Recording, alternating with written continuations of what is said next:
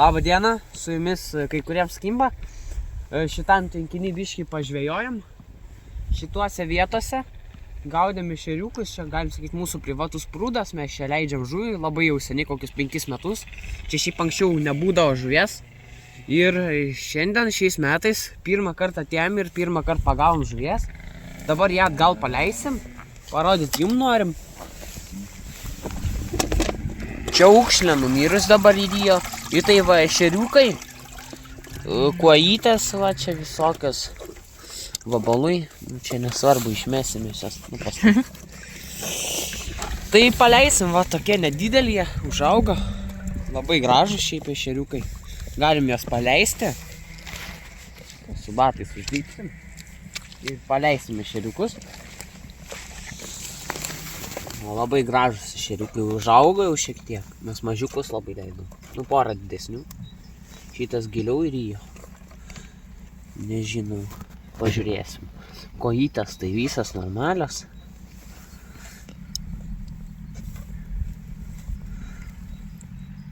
Dar viena aukšlė. Šitai labai ryja, tai nežinau, ar išgyvens. Šitą kojelę. Su baltu tašku. Jo, legendinė. Paskui vasarą pasakysim, kodėl legendinė su baltu tašku. Dabar čia labai irgi mažiukai, tai šeriukai, kojelės. O, nubėgo.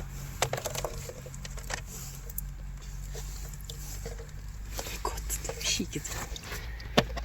Va. Šiaip jo, labai džiaugiamės, kad pagavom, nes šiandien šiltesnė diena tokia. Dar netgi netyčiukais ant kranto pamatėm su spygliu. Kažkada labai daug jų čia leidom. Šeriukai. O šituos nežinau. Čia va viena yra kažkur. Matau ją. Lygtais jo. Na kągi, su jumis buvo. Kai kuriems kimba.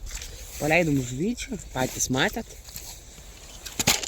Paliesim žuvį. Va dar vieną mažytę nespėjome paleido. Išvysti.